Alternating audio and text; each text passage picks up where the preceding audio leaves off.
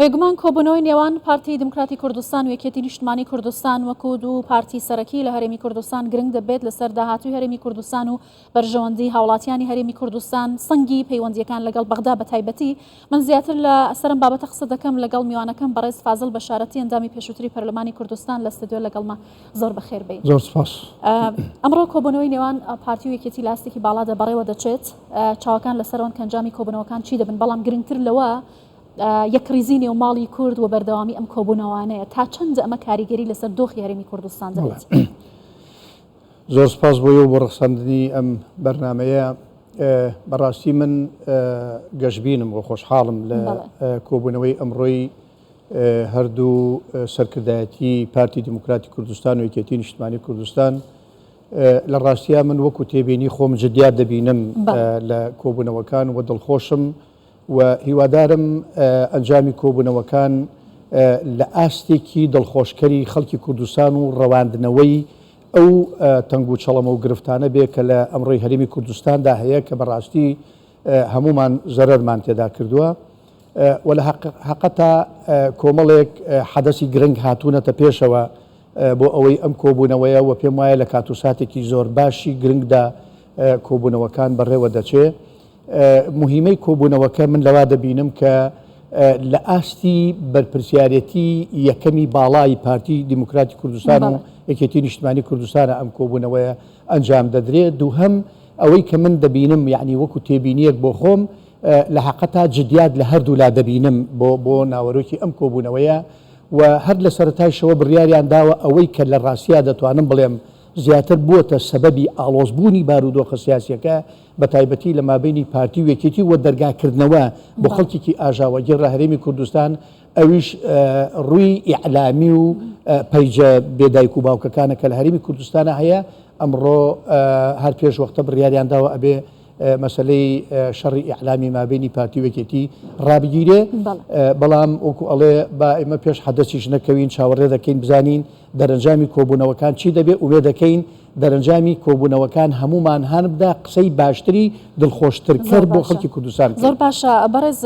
فازڵ، دیارە لە ماوەی ڕابردوودا حکوومەتی عێراق کۆمەڵێک گوشاری بۆسەر هەرێمی کوردستان بەکارهێناوە وەکو پرسی موچەی موچەخۆرانی هەرێمی کوردستانی وەکو کارتێکی سیاسی و فشار بۆ سەر هەرێمی کوردستان بەکارهێناوە. ئەمەش لە ئەنجامی لێکترازان و لێک دوورکەوتنەوەی نێوماڵی کوردی و لایەنە سیاسیەکان. یەکدەنگی و یەکریزی نێوماڵی کورد تا چەندە سەنگی کورد لە بەغدا دەگەڕێنێتەوە، کاریگەری لەسەر بڕیارەکان لە بەغدا پێوەست بە هەرێمی کوردستان دەبێت.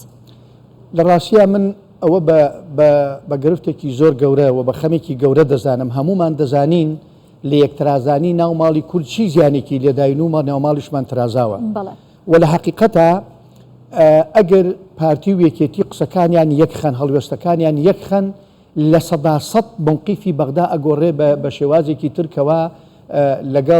لەگەڵ بەرژەوەندیەکانی هەرێمی کوردستانە بێت، چونکە بەغدا بۆ خۆشی زۆر باش دەزانێ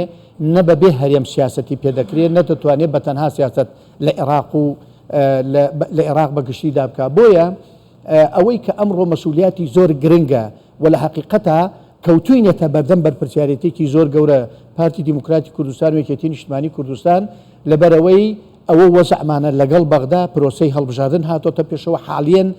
پرۆسەی هەڵبژاردننی ئەنجومەنی پارێزگاکانە کە کەرکووک ئێمە 100 ساڵە قوربانی لە پێناوا دەدەین. من پێم وایە ئەم هەڵبژاردنە زۆر چارەن و سازە بۆ کورد و بۆ پارتی و یەکێتی کە بتوانین دەنگمان یەک بێ، هەڵوێستمان یەک بێ، دەنگدەرەکانی خۆمان یەک بخەین بۆی بتوانین دەنگێکی باش لە کەرکووکدا کە زیاتر کوردستان بوونی کەرکووک بسەلمێنین. ئەویش بەڕاستی کەوتۆتە سەر ئەو کۆبوونەوەی ئەمڕۆ کە پارتی و یەکێتی دەیکەن. ئەگەر کۆبوونەوەکە لەو ئاستانە بێ بە حەقیقەت دوو خاڵ هەیە. خاڵە زۆر ئیجابیەکان کە خەڵکی کوردستان دڵخۆش دەکا کەوتۆتە سەر ئاستی کۆبوونەوەی ئەمڕۆ، چونکە ئێمە و یەکێتی هیچ کامێکمان عەرزی کەسمان داگیر نەکەوە، کەسمان داگیرکردنی بڵێ عەرزە داگیرکراوەکەم بۆ بگێڕنەوە یان فڵان مافم بۆ بگێڕەوە. هەردوو لامان کوردین و کوردستانین و قوربانی گەورەمان لە پێناوی ئەم دەستکەوتەوە ئەم ئەزمونەی هەرێمی کوردستانەداوە. بۆیە زۆر پێویستە بە حەقیقەت ئەو بغز و کینە و ڕقە کە لە دڵی هەردوو لایە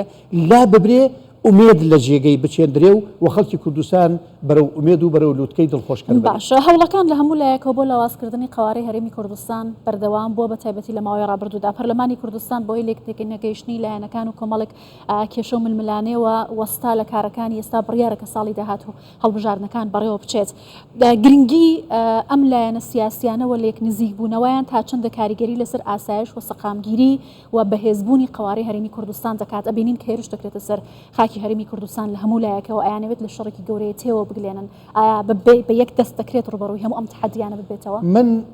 نمونەیەکی زیندوو وگوڵەیەکە بەڵگەیەکی زیندوو بۆ ڕایگشتی باسەکەم لە ساڵی 2019 بۆ 2014 پارتی دیموکراتی کوردستان و یەکێتی نیشتمانی کوردستان لە ئاڵۆسترین سەردەمی ئەو کاتەدا ئێمە یەک فراکسیۆن بین لە پەرلەمانی کوردستان توانیمان باشترین دەستکەوت بۆ خەڵکی کوردستان بەدەست بێنین و باشترین ئارامی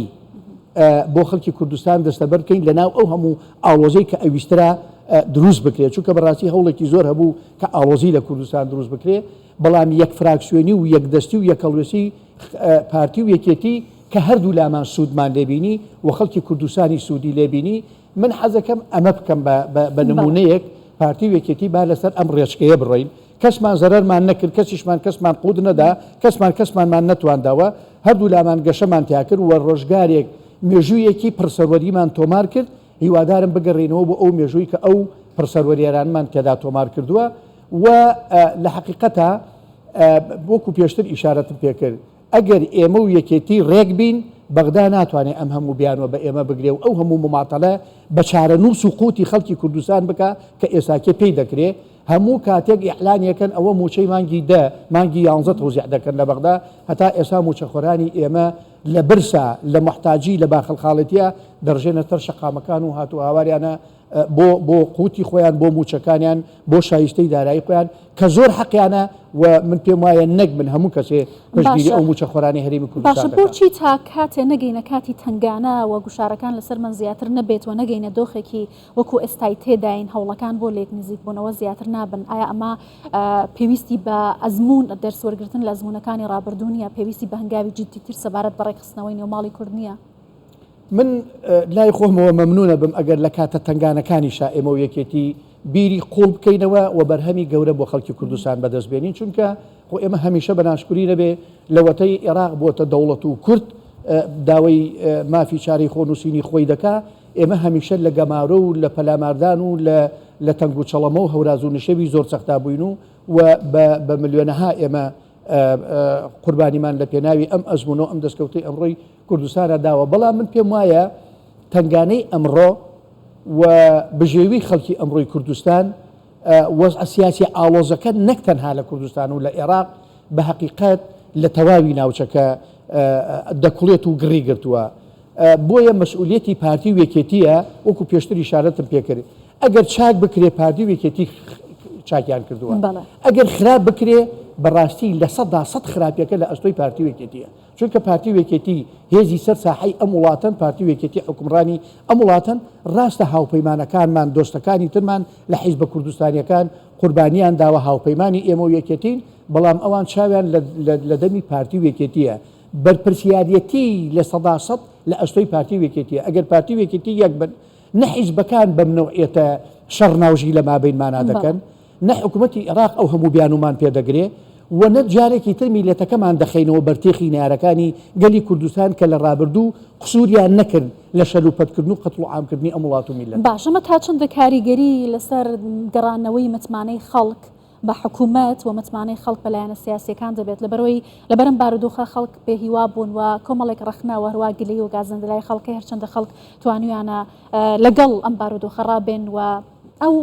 گوشارە سیاسیانی کە لەسەر هەرمی کوردستانی لە بەرچاو بگرن ئەمە گرنگ دەبێت بۆم بابەتە؟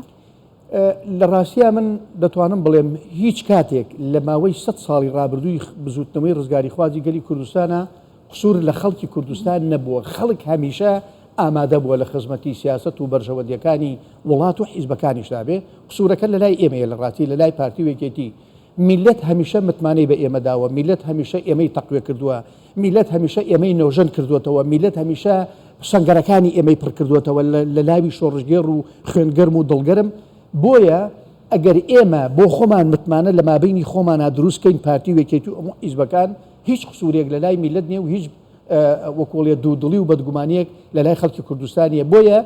من پارتی و یەکێتی و هەموو حیزبەکان بە قەرزاری مووقیف و هەڵوێستی خەڵکی کوردستان دەزانم، چونکە خەڵکی کوردستان ئامادەی ئەو هەموو قوربانیدانە بوون لە کیمیاباران و لە ئەنفان و لە زیندە بەچاڵ و لە جینۆسایدکردن، بەڵام ئامادەی تەنەزول نەبوو و لەگەڵ ئەوەیشا ئێستاشە لەگەڵ حیزبەکانی ئێمن و کاتی دەنگدانەکان دەڕژێنە سەر سندوقەکانی دەنگدان. بەڵام بەڕاستی ئەوە ئێمەین دڵساردی ناڕەحەتی بەدگومانی لە لای خەڵکی کوردستان دروست دەکەین. هیوادارم کۆبوونەوەی ئەمڕۆ ڕەواندنەوەی هەموو ئەو خەموو خەفەت و ناڕەحەتیانە بێت کە لە دڵی میلەت و وەدڵی ئێمەی خۆشی خەڵکەکان گەورەکە کە کەوێتە سەر دوولایانە لە ئێستادا چییە؟ ببوورە ئەرکە گەورەکە کە ئەکەوێتە سەرم دوولایانە سیاسی. ئەرکە گەورەکە ئەوەیە پارتی و یەکێتی متمانەی تەواو لە مابینی خۆیانە دروست بکەن، وەکو پێشتری شارەتم پێکرد بگەڕێنەوە بۆ ساڵی 2009 بۆ 14 کە دیفاعمان لە یەکتر دەکرد، هەردووکمان لە یەک سنگەرا بووین. گەورەترین ناڕەحەتی و ئەنگەشەمان بەسەر خەڵکی کوردستاندا تێپەڕان. لەو کاتا شەڕی داعش بوو، ئەزمەیەکی گەورەی ئابووری بەسەر خەڵکی کوردستان هات، بەڵام چون پارتی و یەکێتی یەک بووین بەڕاستیەکەی دەتوانم بڵێم سەرکەوتین بەسەر هەموو ئاریشە و تەنگ و چەڵەمە و گرفتەکان و شەڕی داعش و ئەو نانبڕین و قوتبڕینش کە لەلایەنی حکوومەتی عێراقەوە بەسەر خەڵکی کوردستان هات. دڵنیابن کۆبوونەوەی ئەمڕۆ بەرپرسیارەتی گەورە لە ئەستۆی پارتی و یەکێتیە. کۆبوونەوەی ئەمڕۆ دەتوانێت هەموو خەمەکان بڕەوێنێتەوە و لاپەڕەیەکی نوێ لە مابینی پارتی و یەکێتی هەڵدەینەوە بگەڕێینەوە بۆ سەر ساحەی بەرژەوەندیەکانی خەڵکی کوردستان. کاتە کۆبوونەوەی ئەمڕۆ لەبەرەوەی لە ئاستی باڵادا لە هەردوولادا کراوە، سەرۆکی یەکێتی نیشتمانی کوردستان و جێگرانی سەرۆکی پارتی دموکراتی کوردستان لە ئاستی باڵای مەکتەبی سیاسی هەردوولادا بەشدارن تێیدا دەتوانن بڕیاری یەکلاکەرەوە سەبارەت بۆ بابەتە چارەنووس سازانە بدەن کە لە کۆبوونەوەکە باس دەکرێت. ئەم کۆبوونەوە ئەکرێت یەکلاکەرەوە بێت. هیچ بڕیارێک نییە لە دەسڵاتی ئەو بەڕێزانەی ئەمڕۆ گەورەتر و زیاتر بێت. ئەو بەڕێزانەی کە ئەمڕۆ لە پارتی و لە یەکێتی لە ناو کۆبوونەوەکە دانیشتون بڕیاری مطلقیان هەیە، ئەتوانن چۆن لە ساڵی 98 بەڕێزان جەنابی سەرۆک باردانی و جەنابی مام جەلال ئیتفاقی ئیستراتیجیان لە واشنگتن ئیمزا کرد، بوو بە چەترێکی کۆکەرەوەی هەموو خەڵکی کوردستان، کۆکەرەوەی هەموو بیرروڕاکان، لابرنی هەموو خەموو خەفەت و ناڕەحەتیەکان. بە حقیقت کۆبوونەوەی ئەمڕۆ من لەو ئاستا دەبینم و خەڵکی کوردستانیش ئەمە چاوەڕوانێتی و خەڵکی کوردستان بەعام بە هەموو چین و توێژ و سیاسی و غێرە سیاسیەکانەوە گوێبیستی هەواڵەکانی داهاتوو دەبن کە مژدەیەکی خۆش بە گوێی خەڵکی کوردستانە بدرێ لە ئەنجامی ئەو کۆبوونەوە باڵایی کە ئەمڕۆ دەکرێت. بەڕێز فازڵ بەشارەتی ئەندامی پێشووتری پەرلەمانی کوردستان، زۆر سپاس لە کوردستان 24ەوە لەگەڵمان بووی.